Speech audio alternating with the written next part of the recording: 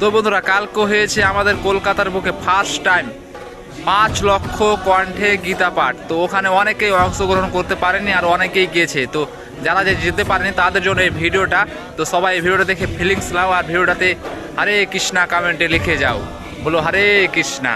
5 লক্ষ কণ্ঠে গীতা পাঠ, আর তাতে আপনারা দেখতে পাচ্ছেন ফেসবুক ইউটিউবে যাদেরকে দেখতে পান তারা এখন সবাই সামনে।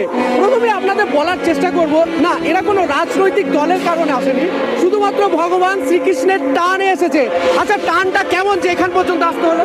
আমি তো সিউড়ি থেকে বাইক নিয়ে চলে এসেছি, রাত্রি 1টার সময় বেরিয়েছি। কখন এসছো?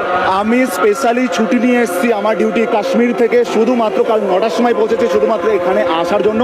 আমি জাস্ট বলে বোঝাতে পারবো না, ভিতরে যে পাগলামিটা চলছে এটা জাস্ট, এটার কোনো বিকল্প নেই।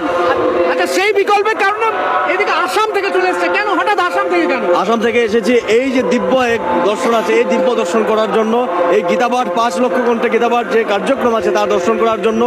জীবিত অবস্থাতে আমরা এই যে কার্যক্রম দেখতে পাচ্ছি, এটা আমাদের পরম সৌভাগ্য।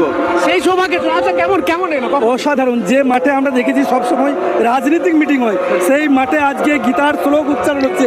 কেমন লাগছে? অসাধারণ। আচ্ছা দিদি, হঠাৎ মায়াপুর থেকে এখানে কেন গীতার খোঁজে? মায়াপুরে তো অবশ্যই ভগবান আছেন, ওখানে গীতার পাঠ হয়, তবে এখানে 5 লক্ষ